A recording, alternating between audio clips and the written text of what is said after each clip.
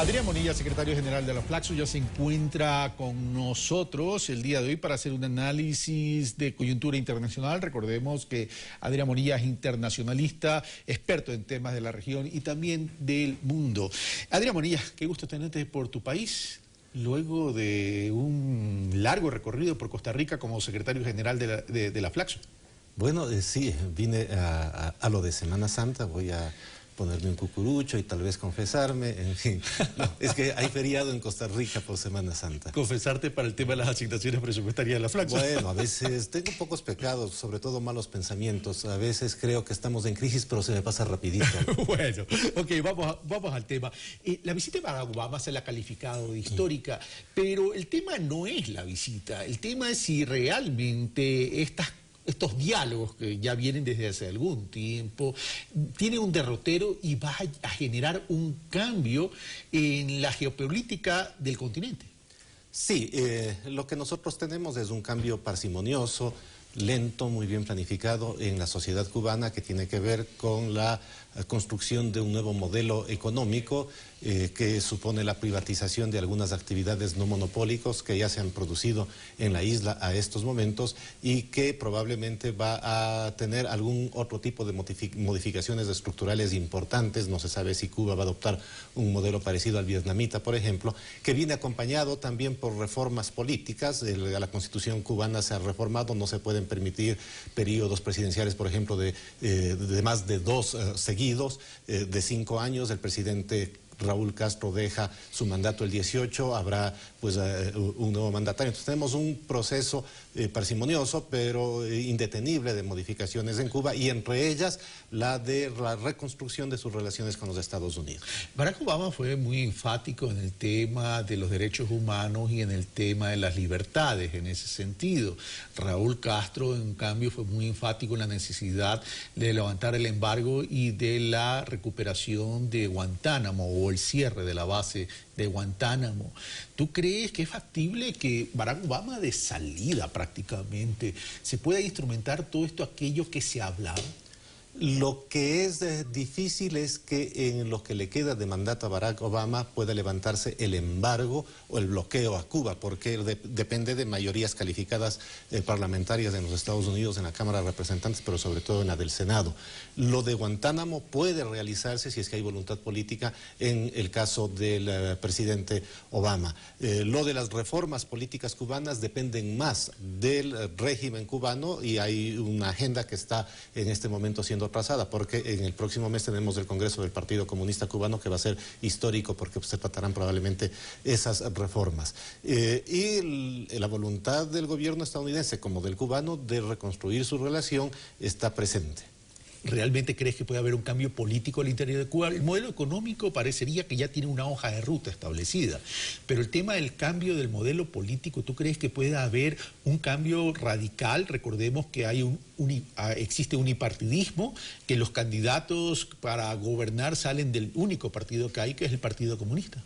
Sí, y probablemente vamos a continuar con un régimen de partido único, pero los mecanismos para la selección de candidatos y los mecanismos de la representación popular y los mecanismos de acción y atribuciones que tienen el Comité Central del Partido Comunista y otros importantes organismos de decisión probablemente vayan a tener ciertas modificaciones que permitan mayor interacción con la sociedad. ¿Más cercano a lo de China? Más cercano a lo de China o a lo de Vietnam que a la Unión Soviética de los años de la Guerra Fría. Ahora, pero esta gira de Barack Obama, ya prácticamente al cerrar su mandato, primero Cuba, ahora a la Argentina, aparentemente va a tener declaraciones sobre la injerencia de Estados Unidos en la época de la dictadura argentina. ¿A qué apunta? ¿Apunta a un nuevo relacionamiento con América Latina de forma más eficaz o apunta a un lavado de imagen de Barack Obama? Bueno, el hecho cierto es que durante los 8 años de mandato del presidente Obama, hasta este momento América Latina no fue parte de sus prioridades, ni siquiera México, que está tan cerca, fue parte de las prioridades estadounidenses, y lo que tenemos en estos últimos meses es pues un reconocimiento del, entre comillas, abandono de la región y una nueva proyección anunciada de los Estados Unidos hacia América Latina, al menos desde la lógica de los demócratas. La lógica de los republicanos es otra, muy distinta, y podría ser muy perjudicial para la región si es que un candidato de ese partido llegase a ganar las elecciones. Y sobre todo un candidato con el perfil de Donald Trump, dices bueno, tú. Cualquiera de los que tienen posibilidades son realmente personajes atrabiliarios en términos de política doméstica, de política económica y de política internacional. Trump, por supuesto, pero los demás no son de ninguna manera personajes abiertos y despojados de prejuicios. Estamos llegando en Latinoamérica y el Caribe al ocaso de los gobiernos progresistas en la región, considerando que ya ha habido algunos golpes duros en procesos electorales democráticos. Lo que estamos es sufriendo las consecuencias del ciclo económico en toda la región para gobiernos de todas las ideologías, pero sobre todo en Sudamérica. El fenómeno de los gobiernos progresistas fue particularmente un fenómeno sudamericano. Esto no significa la destrucción de constitución o desaparición de la izquierda sudamericana, como su advenimiento al poder en la primera década de este siglo no significó la desaparición de la derecha. No estamos en la época de la Guerra Fría, y esta idea de las concepciones totalizantes de la modernidad, en que se llega a un final en donde ya, donde ya la historia desaparece, o porque la izquierda toma el poder y el capitalismo se acaba, porque la derecha toma el poder y el liberalismo se impone. Esto no es así. Estamos en una América Latina que sigue siendo heterogénea, estamos en una Sudamérica en donde la izquierda va a persistir, suponiendo que pierda las elecciones, y en donde la derecha no ha desaparecido ni va a desaparecer, suponiendo que vuelva a perder las elecciones. ¿Ciclos de la política? Ciclos de la política que, como tú conoces perfectamente, están vinculados a los ciclos de la economía. Ahora, pero estos ciclos de la política que están vinculados a los ciclos de economía vienen acompañados de mucho ruido, temas de corrupción en Argentina, así lo ponen y así lo exponen los medios de comunicación, en el tema de Brasil, ahora el tema de Bolivia, y también se quiere posicionar el tema de corrupción aquí en el Ecuador, y de hecho han existido algunos brotes. Son los temas que convocan a la población. Pueden ser temas simbólicos de extraordinaria fuerza, como el de la corrupción, pero podría ser en otros casos el del desempleo, el del deterioro económico. Todo esto genera pues insatisfacción dentro de la sociedad, independientemente de la ideología de los gobiernos, y la oposición usa aquellos temas que causan insatisfacción en la población para erosionar, para golpear a los gobiernos en ejercicio. En eso consiste la actividad de la oposición, y en defenderse consiste la actividad de los gobiernos. Esto es lo normal en política. Pero en el caso de Brasil ya tenemos un juicio político para Dilma Rousseff, tenemos un decreto de un juez que impide la posesión de Lula, y tenemos también acciones legales en contra del expresidente Lula.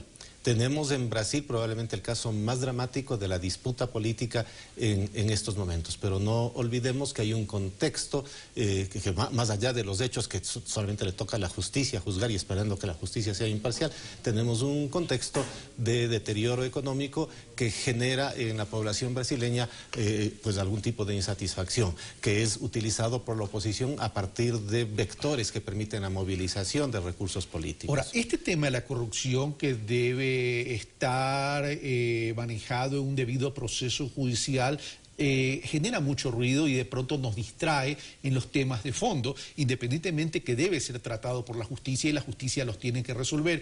No nos estamos desviando, concentrando en el ruido, y estamos olvidando el debate de los modelos de integración latinoamericanos y caribeños, y sobre todo en un momento de una coyuntura complicada, y nos hemos olvidado, por ejemplo, de una integración productiva, de un Banco del Sur que nunca llegó a funcionar y que deberíamos apuntalarlo.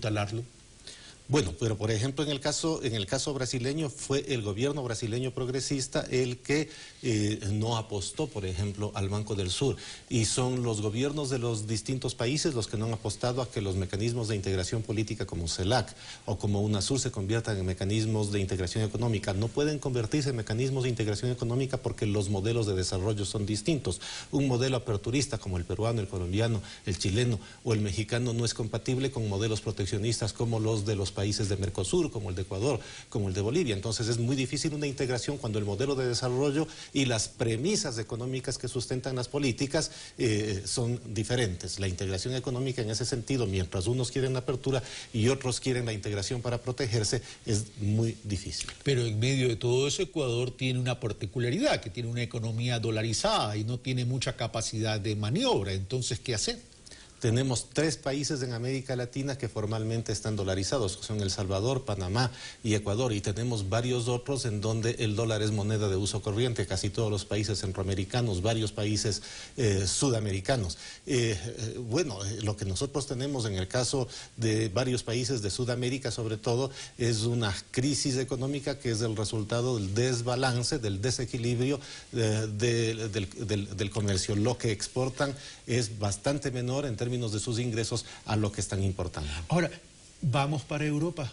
Lo sucedido en Bélgica es lamentable, hay que rechazarlo de forma firme, enérgica, pero son crónicas de atentados anunciados. ¿Esto a qué responde y cómo neutralizarlo?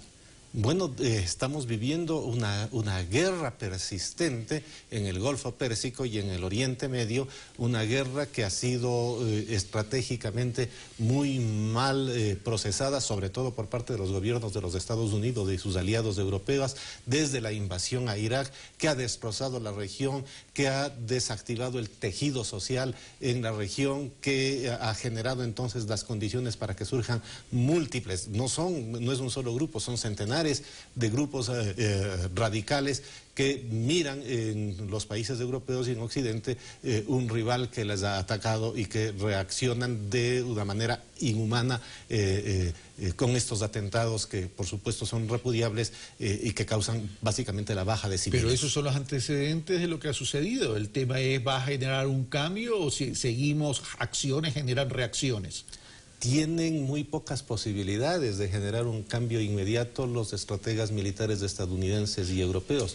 No tienen la intención de participar con fuerzas armadas en la región. En algún momento Rusia lo pensó, pero Rusia acaba de retirar sus tropas de Siria, aunque mantiene intactas las posibilidades, tanto Rusia cuanto los países de Europa Occidental y los Estados Unidos, de mantener su presencia militar y de bombardear la región. Ni Rusia ni Estados Unidos ceden algo de forma gratuita. ¿Qué lectura darle dentro del contexto geopolítico la retirada de las tropas rusas? ¿Podría existir un acuerdo con el tema petróleo? Es una ventana que se abre para que pueda existir una negociación entre las facciones beligerantes en Siria. El hecho de que las tropas en el terreno rusas hayan salido de Siria no significa que Rusia haya abandonado militarmente la región. De hecho, Rusia tiene una de sus más importantes bases navales en el mundo en Siria, que es la base hacia el Mediterráneo. En el aspecto de paz, pero y en el aspecto de petróleo, ¿no crees que pueda existir una negociación a efectos de que Estados Unidos un poco reduzca su agresividad con el tema de la extracción de petróleo a través del fracking, lo que ha presionado, y la no importación de derivados, lo que ha presionado la disminución del precio del petróleo?